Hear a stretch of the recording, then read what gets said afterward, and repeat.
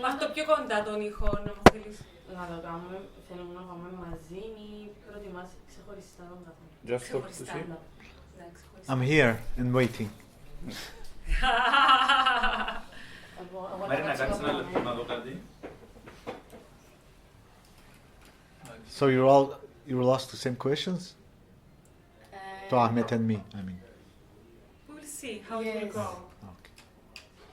It's not the same because you will,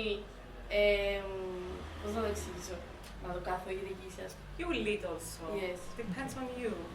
Yes. We will dance together. So Yes, my exactly. moves, Maybe and it's your mambo and maybe it's tango. sure. I will close this. Απλά κλείω το γιατί να μην σας ενοχλώ με νεογενείς που εσείς. Και με η bit of this here. It's okay? Okay. Πρέπει να είσαι έτοιμος. Εγώ είμαι έτοιμος, ξεκίνησα να το ξεκινάτε και να δω. Firstly, I want to thank you for your To accept this Yes. invitation for the Yes. interview. I want to ask you where you born in Limassol. No, actually, I was born in Paphos. I came to Limassol when I was 2 years old, and we stay here until I was five years old, which was 74. So we have to move. Can you tell us the name, your full name? My full name, Yes. Gürgenç Korkmazel. Do you have brothers or sisters? Yes, I have brother who was born. I mean, my brother and my sister born in Famagusta, Limassol. I was only one that born in Paphos. So what is the relation of your family with Limassol? Actually, my father was found job here in the factory of Lemitsa. That time it was called Lemitsa, and he was here, so he called us, and we all moved here. That time, and as I say, we lived 3 years here, and my mother always said that best 3 years of her life was in Limassol. She was very happy 3 years here. remember? Very little. Or I don't know, I can't be sure. Did I tell me this story or I remember it? I don't know, I really know. But I remember the lion. Most clear things that I remember from Limassol is the zoo and lion. Line, what do you mean line? There used to be lion there. Lion. What do you remember from the line? I was amazed that lion in Cyprus, lion in this Limassol. Because I don't know, it's not doesn't belong to Cyprus, lion, and I didn't know what is zoo or what they do in the zoo. But when I saw the lion in front of me, I was gobsmacked. What years did you live in Limassol? Do you remember? Just before 74, I think. Yeah, we went to back to Paphos because it was conflict in Limassol. And then from there we went to Happy Valley. You know Happy Valley? And we stayed there in tents for a while. And then we went to Turkey for 3 months, away from the war. And we back again to north.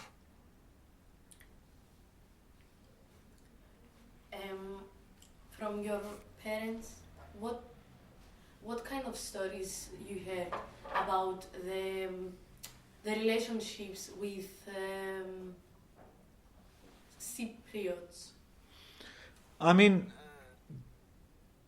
the street that whereas we were living and I grew up, it was mixed. Neighbors were Greeks and Turks all mixed, and the shop owner were Greek but was talking Turkish because my mother didn't speak Greek. My father was speaking, but she didn't. So when she go to market, the market owner, although he was Greek, talking Turkish to her. So life was easy when they know almost everybody knows both languages. So and life was peaceful, daily life. lots of interactions. And my mother never complained about anybody or anything that happened down the street. What was the street? She doesn't remember even. She remembered because we rent a house, she remembered the owner of the house. We live in the two different houses. One was close to harbor and one was close to Çiftlik. So we used to go to Çiftlik to get our vegetables and, some other fruits kind of things. So always they were talking about the Çiftlik. I don't know what's the state of it now. But yeah. So I don't remember much, but my mom has really good memories and good neighborhood here. She always smiles when she talks about the days in Limassol. And Cypriot Turks say Leymosun. What is something that she told you it's the most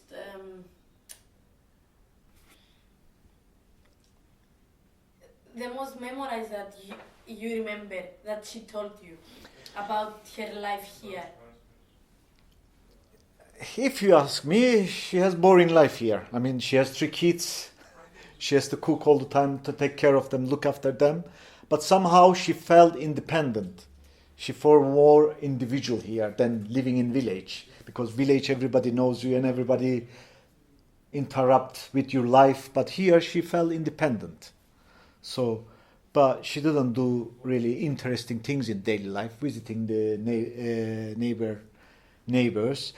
Probably most interesting thing that she was doing it, going to cinema and taking us to cinema. Because there was cinemas around there.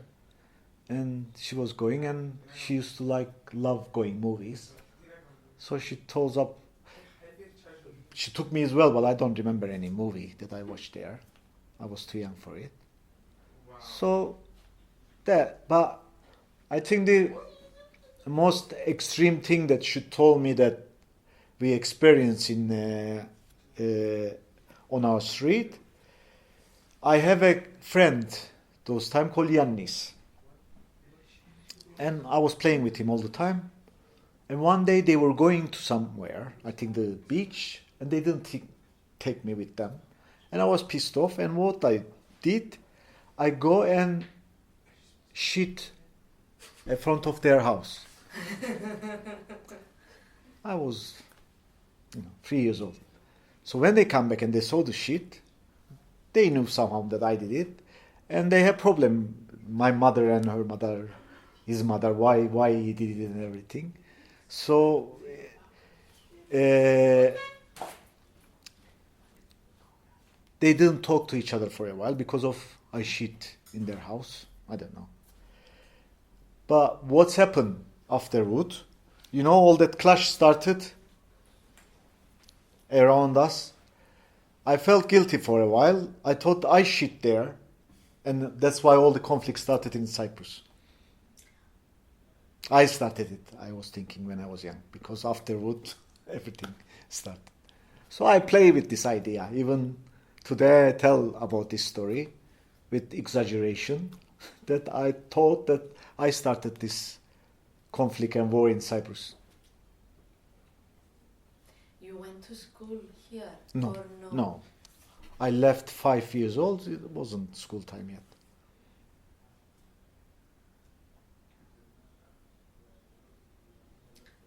Something that you want to provide for this your την άποψη του για το Your πώς opinion. νιώθει.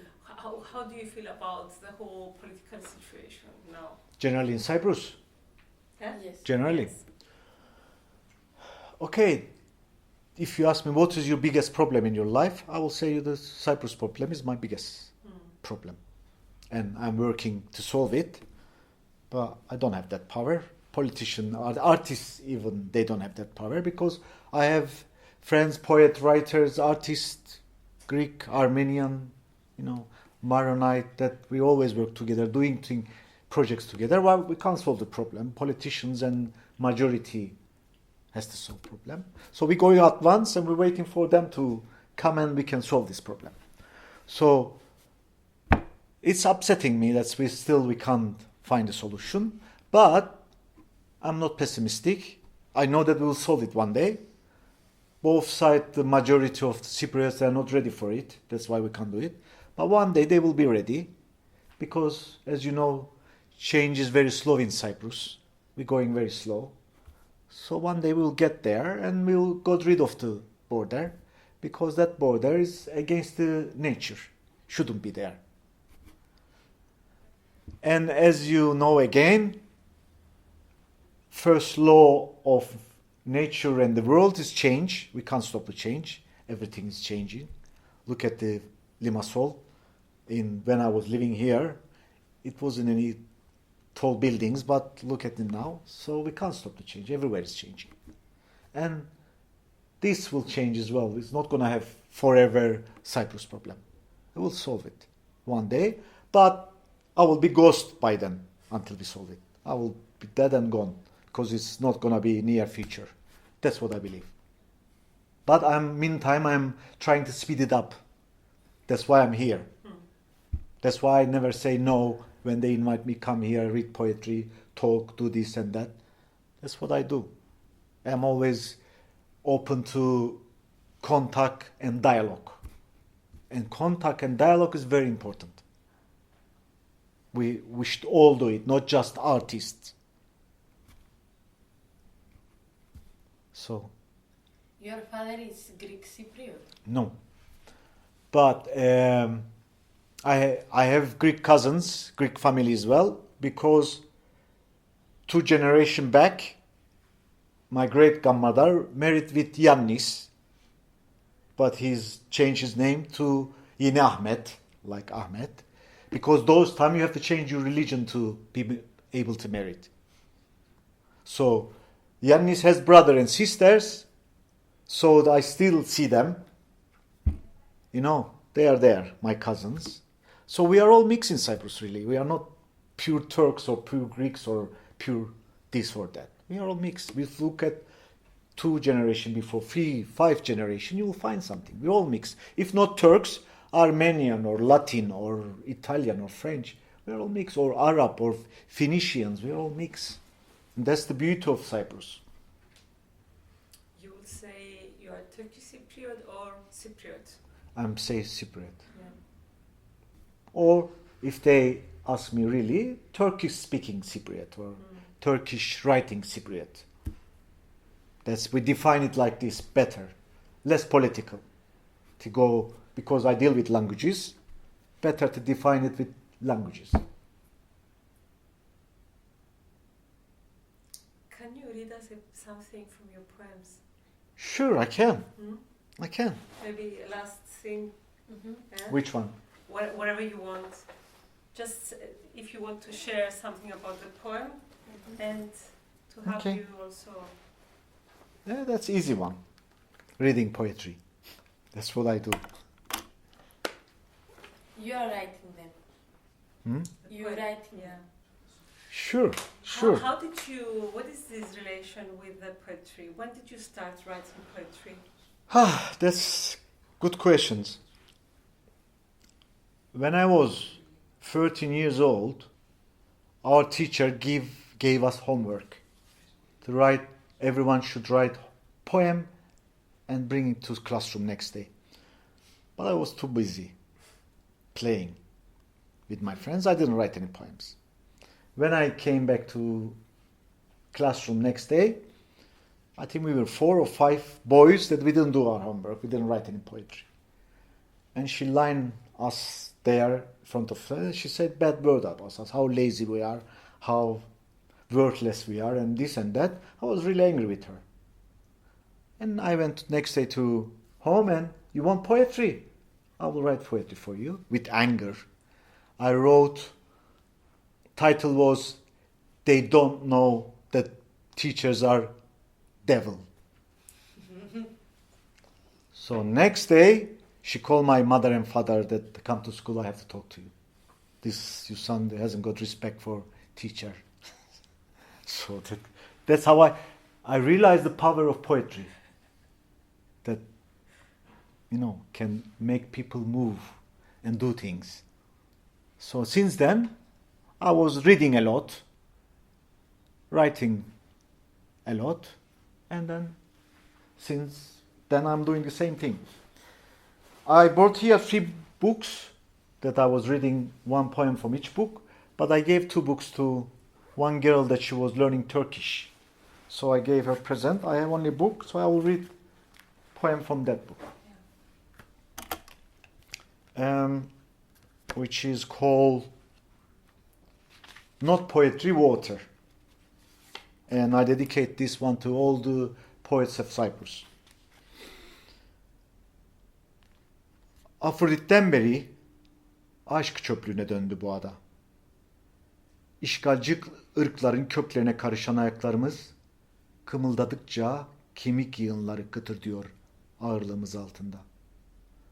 Toprak öylesine yüklendi ki ölüm şırasıyla tek kurtuluş şiir değil, su. Aşırı ısı nedeniyle taşlar bile eriyip derelerle denize aktı. Yaban diller erimiş bakır gibi yaktı cinsel istila ile açılan ağzımızı. Az bir ada için bu kadar şiir çok. Artık yazmayın, ağaç dikin ya da su. Basically saying, for Little Island, we have too many poetry. Don't write poetry. Plant trees or deal with water, kind of thing. Yeah, that was the point.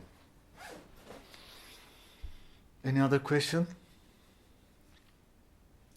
Before, I have one question. Yeah. Before you told us if it was from your hand, you will find a solution about Cyprus and Turkish people. What's the motivation that makes you do this? Bottom line, I lived the war. I witnessed many things that 5 years old child shouldn't witness that. And I have my own children. I have lots of children. I don't want any war happen ever in Cyprus again. So I don't care if they have 2 governments, 3 governments, 4 governments in Cyprus, as long as I want to live in peace. And I go to schools and talk about peace, and I said the Greek students, look, you don't need to love Cypriot Turks, but you have to respect them and you have to coexist together. You don't love really your neighbor, or you love someone when you're getting to know that person and you share things with that person. That comes with time. But you can't love someone that you don't know. But you can respect still that they exist. So I want to create peaceful island and no war again. But basically that's. I'm not really politically motivated person. Poetry, literature and art motivates me. But sometimes we have to get political. We want to use all the tools to create the peace here and, lasting peace. That's all my motivation. I don't want anybody to go through the war again. In Cyprus at least. I can't do that in the world, but I can work for it in Cyprus. Okay. How many children you have? 2. One 15 years old, one 17 years old. They are wild, they are independent, and they give me headache, but I love them. I used to give headache to my father and mother, so. What goes around comes around. They live here? No, they live in near Nicosia. Okay. And they go to the Greek school? No, they go to English school. English. Their mother is British. She has British passport, so they have British passport. So they study in English mainly. And my daughter reads a lot, but she reads English books. It's more difficult for her to read Turkish books, although she speaks Turkish, because her education language is English. she knows Greek or no? No, they don't know. They were learning when we were kids, but they didn't carry on. So, but hopefully one day they will learn. You live also in near Nicosia or no? Actually, at the moment I'm homeless, kind of. So I live in different houses, different places, different cities, and I got bored living always the same spot. So after living 17 years in same place, same house, same spot, now I'm traveling in Cyprus more. You are an artist. And I'm a poet, and I live daily basis, and I still chase my dreams. So, yeah.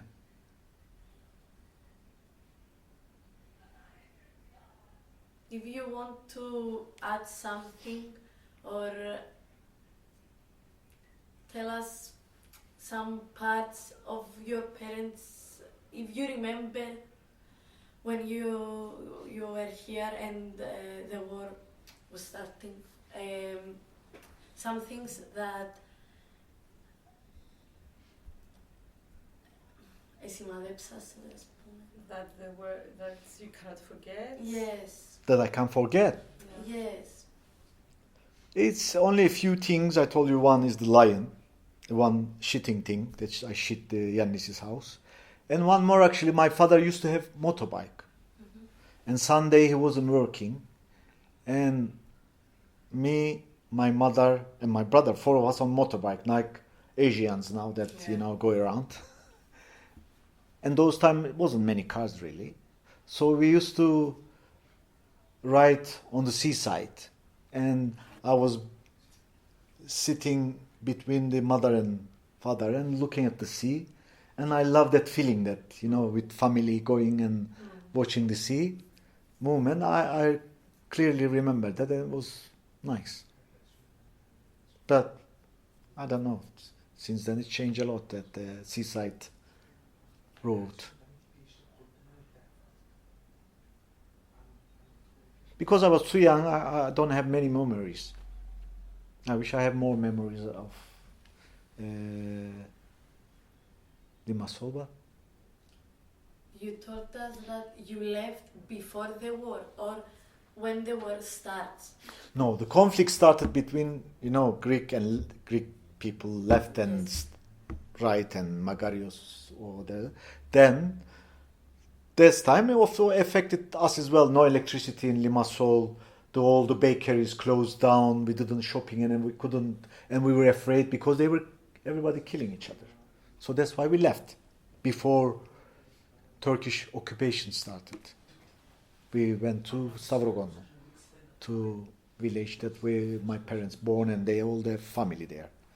The reason. But after a while, because we used to have TV here, no TV in Stavrogon, no? My mother came, took the TV, and back to Stavrogon. So we used to have TV in Stavrogon afterward. There, they don't, in Stavrogon, they don't conflict with this situation or no? The Stavrogon village was only Cypriot Turks village. It wasn't mixed. Okay. So, although a few times they attacked the village and they tried to surround it, the village didn't fall. But so it didn't happen really bad things in the village.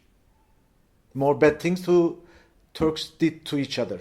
Those with supporting TMT and those that against to it, that they kill each other.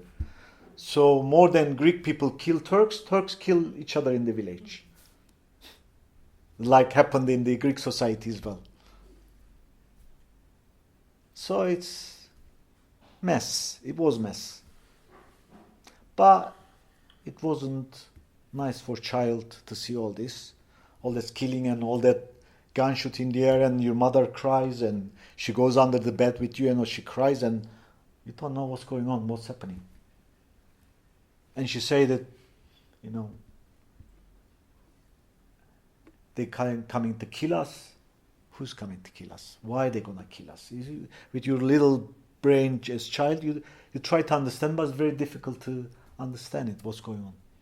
So you're afraid even more. Still, I'm 55 years old. I still have nightmares about war. Nightmares never stop. Not often, but now and then I have nightmares. So that's war. War shaped all of us life, really, not just the island.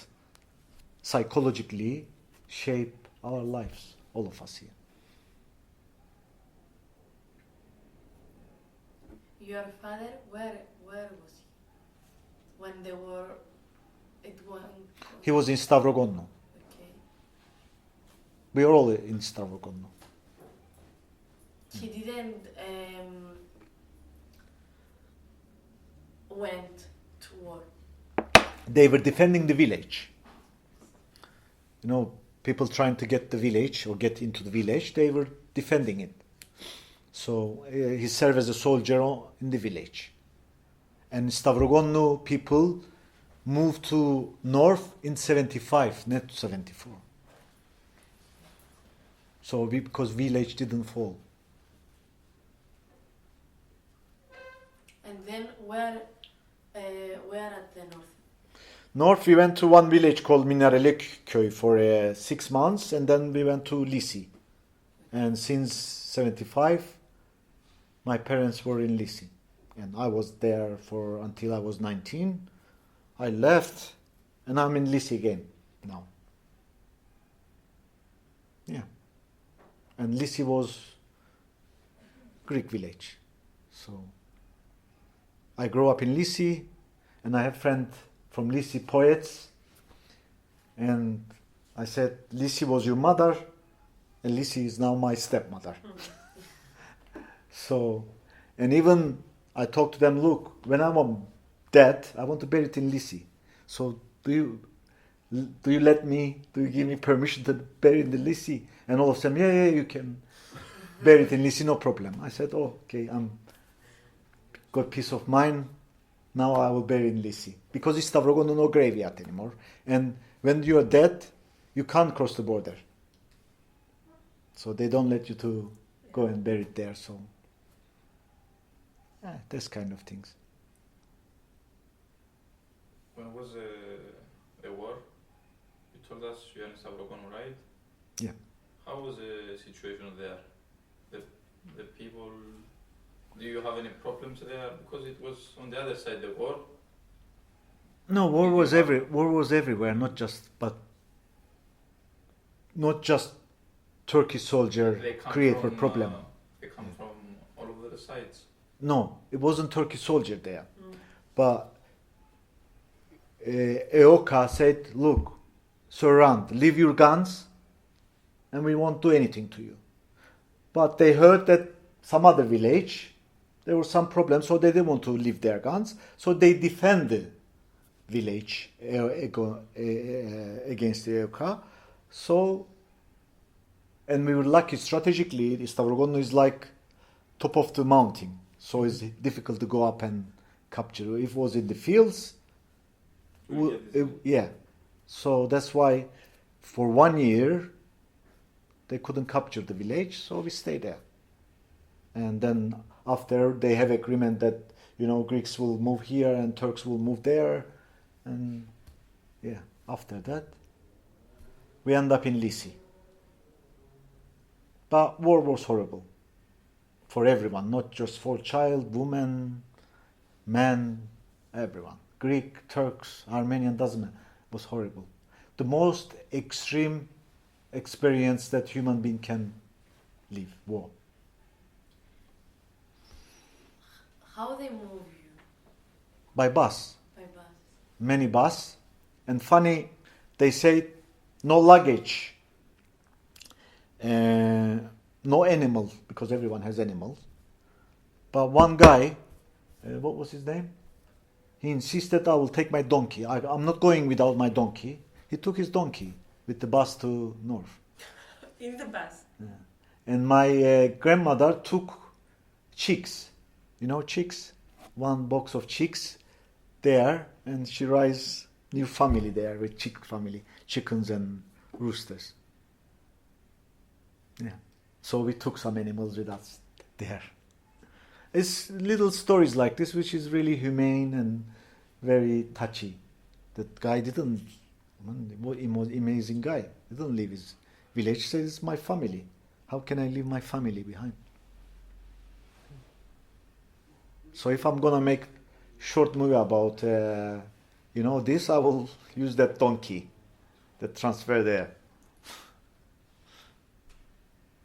Yeah.